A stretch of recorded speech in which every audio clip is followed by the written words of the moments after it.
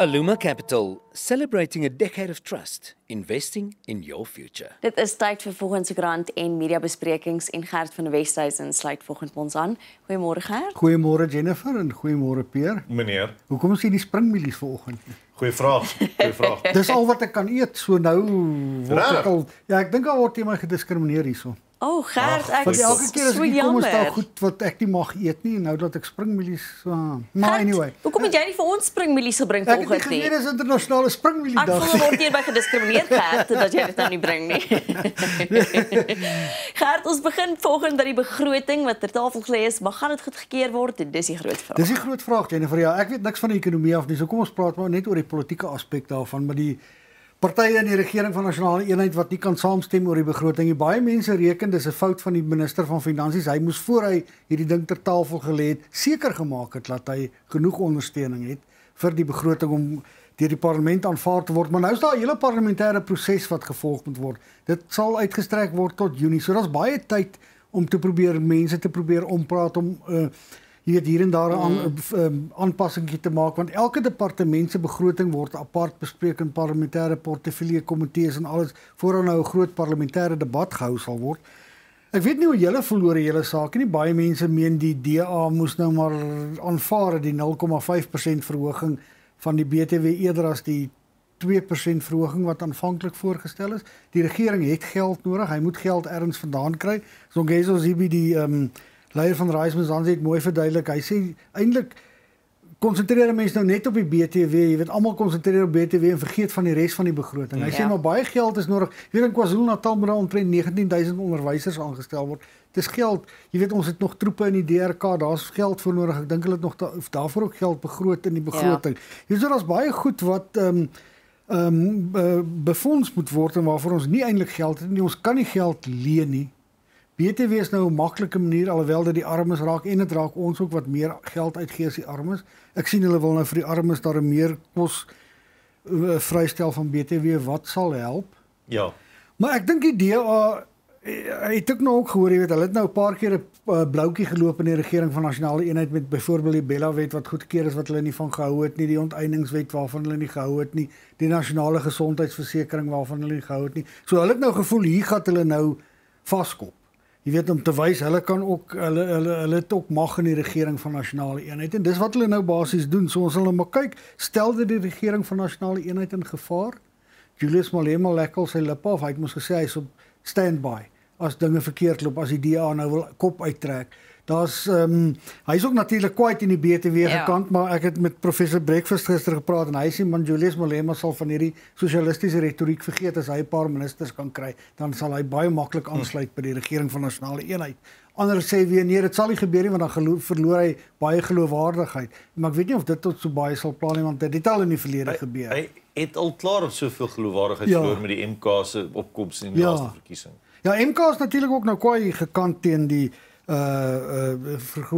verhoging van die BTW. So dit lyk vir my die DA bevind hom nou aan die regterkant want al die SAKP, al die vakbonde almal is gekant teen die verhoging van BTW, maar ek kan net nie sien waar die regering andersins geld vandaan gaan kry nie. Kyk, te veel geld word gemors. Ja. En dan sal moet besluit word, kan ons die staatsdiens kleiner maak? Die regering is te bang om die staatsdiens kleiner te maak, want die vakbond COSATU basis het nog net omtrent lede in die staatsdiens.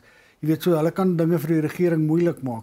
Maar daar's te veel staatsamptenare, party van hulle kry heeltemal te veel geld. Daar's heeltemal te veel miljonêers in die staatsdepartemente wat nie behoorlik hulle werk doen. Jy weet, ons kort eerder meer polisiemanne en polisievroue en speerders en sulke tipe van goeder kort ons meer. Maar nou ja, ons sal nou maar moet sien hoe dit gaan uitspeel hierdie hele saakie, maar dis die wonder van jou koalisieregerings, nee. Jy moet 'n bietjie praat oor goedjies. Besuinigingsmaatreëls is een van die goed wat die DA 'n deel van die RN1 nogal redelik voorstel.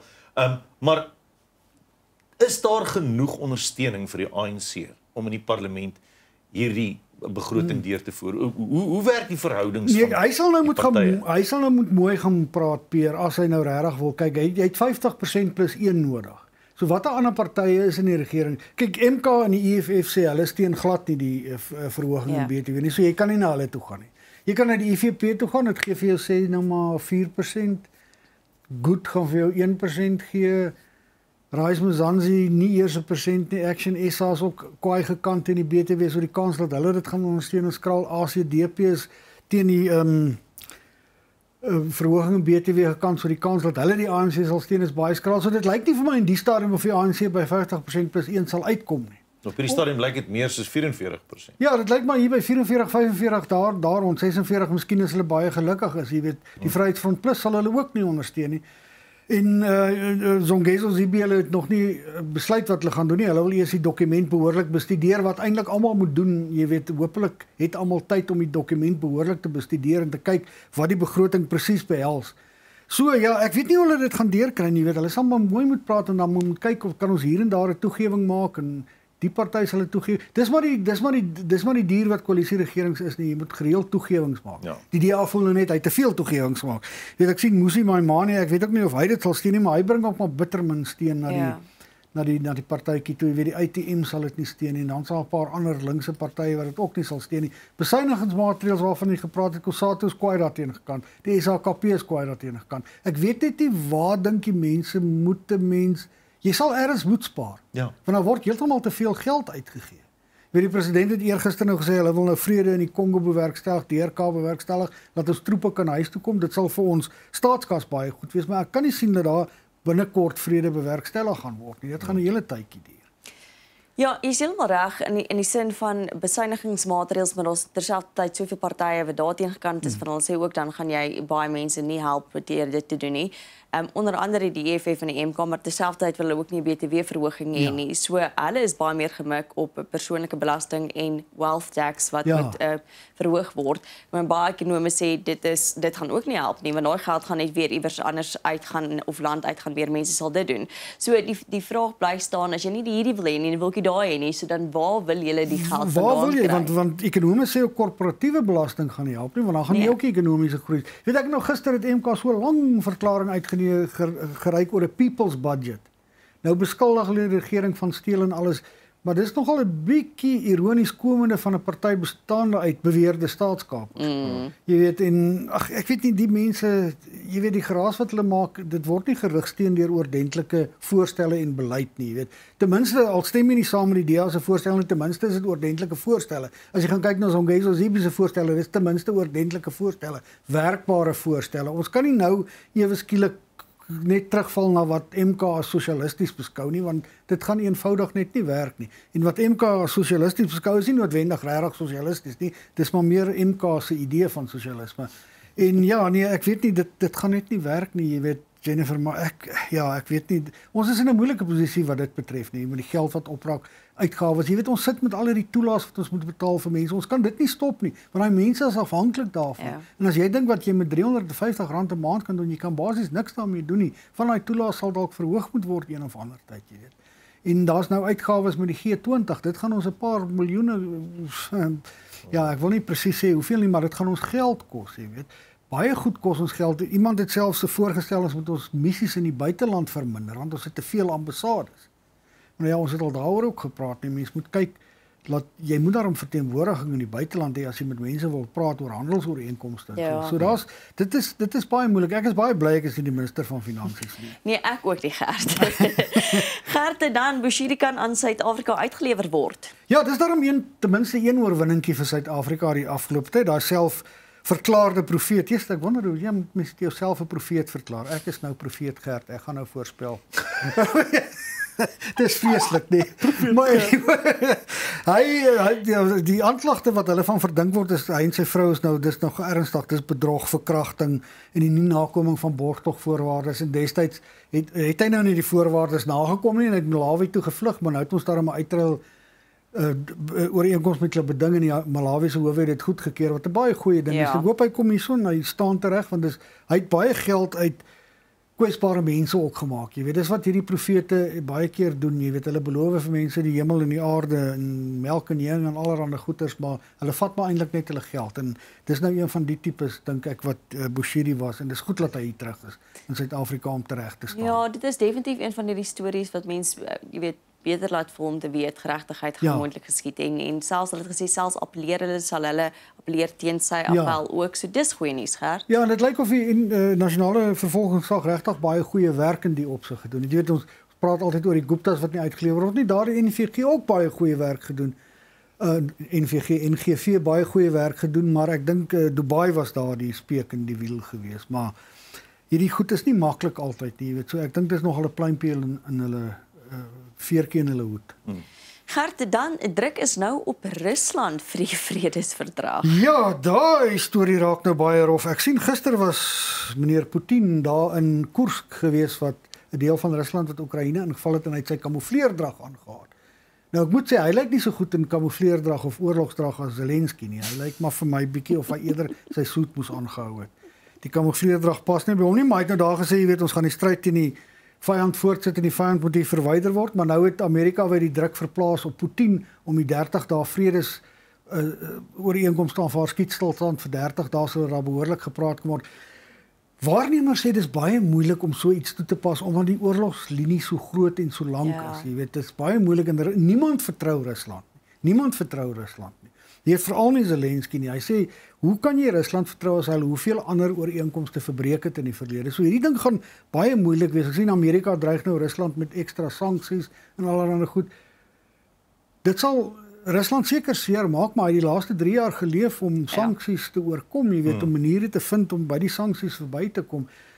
Maar nou ja, die punt is die oorlog moet beëindig word, want al hoe meer mense stem saam dat jy dit nie militêr gaan wen nie. Jy weet, Rusland het gedink dit gaan 2 weke vat en nou trek ons al by 3 jaar. En maar dit mergel 'n klein landjies soos Oekraïne heeltemal uit nie. Wat mannekrag betref, wat burgerlike sterftes betref, wat ondeemdes betref, ek weet nie, ek dink miljoene mense is uit die land uit, dis die grootste vlugtelingskrisis sedert die Tweede Wêreldoorlog. Gaan jy ooit weer daai mense terugkry? Gewoonlik in sulke gevalle verloor jy altyd jou beste mense. Jy weet, die hele land is 'n pynhoop, dit moet reggestel word. So hopelik sal daar vrede kom en ja, dit sal 'n blywende vrede hopelik wees. Ja. Gert, ons bly in die buiteland en voormalige president nou gearresteer. Ja, die voormalige president van die Filippyne, Rodrigo Duterte, is gearresteer en hy is in Den Haag waar hy deur die internasionale strafhof verhoor gaan word vir misdade teen die mensdom. Nou kyk, die Filippynse politiek, ek weet nie hoe om dit te ontsyfer nie, want ek sien sy dogter is die adjunkpresident en die president is 'n seun van 'n voormalige die Marcos president wat ook maar baie vraagtekens oor sy bewind het, maar Duterte is nou aangekla omdat daar blyk my tot 30.000 mense dood is in die oorlog wat hy teen dwelms verklaar het in sy land, teen dwelmhandelaars. Nou lyk my baie van die mense is geëxecute, kan ek nou nie op Afrika tereggestel sonder verhore en so. En onder hulle is kinders wat ook doodgeskiet is, jy weet, en jong mense, en lyk vir my baie van die mense wat doodgeskiet is, was nie eers regtig dwelmhandelaars gewees nie. So dit was, jy weet, as so iets in 'n land gebeur, moet jy altyd die gevaartekens sien flits nie, want jy kan nie net mense teregstel links en regs nie. Al veg jy ook teen wat. Jy hoop dat mense daarom nog regte en hulle kan self verdedig. Wat nou net vir my weer pla van hierdie ding is, jy weet, daar's nou lasbriewe uitgereik vir Benjamin Netanyahu, daar's lasbriewe uitgereik vir Vladimir Putin, maar hulle kom niks oor nie. Ja. Maar dis nou weer 'n sogenaamde derde wêreldse land wat dis nou maklik om die ou in hegtenis te neem. Hy is in sy eie land in hegtenis geneem, want omdat daar 'n lasbrief is vir hom, het Interpol 'n rooi notas oor hom uitgestuur en dan moet jy hom in hegtenis neem. En die Filippyne het dit toe gedoen. Hulle sê want hulle is bang in die toekoms as daar nou internasionale verwikkelinge is en hulle soek dalk 'n misdadiger, gaan daar nie weer saamgewerk word. So Duterte gaan nou lyk my die spit afbyt en hy wou tereggestaan in die Filippyne, hy self 'n prokureur, maar lyk my nie dit gaan gebeur nie. Hy is nou in Den Haag waar hy tereg sal staan. So ons sal sien hoe daai verhoor verloop. Dit is nogal interessant. Dit is interessant eintlik die feit dat hy eintlik nou tereg gaan staan in Den Haag. Ek het eintlik gewonder, jy weet, hoe funksioneer hulle nog, hoe baie mense gaan nog eintlik sien. En soos jy sê, die feit dat hy self in sy eie land gearresteer is, maak dit soveel meer interessant, hè? Ja, dit is baie interessant nie dat sy eie mense hom gearresteer het. Dit wys nogal vir jou. Kyk, jy weet, 30.000 mense is nogal baie. Dit is nogal baie, jy weet. En 'n mens weet nou nie hoeveel van, maar jy kan ook nie sommer net iemand teregstel nie. Dit is daarom, dink ek, dit is soos hulle sê 'n misdaad teen die mensdom. Jy weet, en as jy nou kyk wat in Oekraïne gebeur, daar gebeur ook maar verskriklike goed. Daar's sprake van krygsgevangenes wat tereggestel is, burgerlikes wat tereggestel is, jy weet, so iewers daar is ook nog 'n sweer wat wag om oop te bars. Sjoe. Gert, dan vrou oorleef 6 dae in 'n motor na haar ongeluk. Ja, dit is nogal interessant. Die 41-jarige vrou Breonna Cassell, sy was in Amerika op pad en toe het sy aan die slaap geraak, lyk my agter die stuurwiel en toe ry sy in 'n sloot in wat so 'n riviertjie half tipe was en sy het haar bene erg beseer en sy kon nie beweeg nie. En sy het die 6 dae oorleef deur 'n trei of 'n jumper of 'n ding te vat en in die water te druk en dit dan so in haar mond uit te droog en dit is al wat sy gehad het en blykbaar het sy ernstige pyn gehad en sy het geskree van die pyn want die selfoon se krag het ook sy battery het ook leeg geraak, jy weet, en sy kon niemand bel en so nie. Jy weet, en sy is toe uiteindelik ontdek deur iemand wat daar rond beweeg het wat iets anders gedoen het en sy is daarom toe nou gevlieg na hospitaal toe op 'n helikopter waar sy nou ordentlike behandeling sal kry.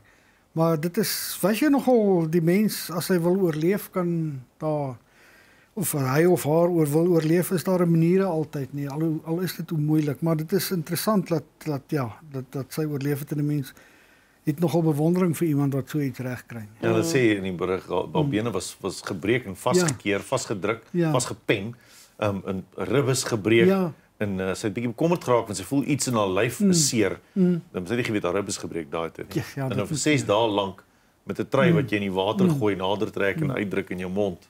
Gelukkig was daar water naby nie. Ja. As gestel nou dat dit 'n plek gebeur waar daar nie water naby was nie, dan sou dit 'n ander storie gewees het, maar ja, nee, mense het nie bewondering vir so iemand. Absoluut.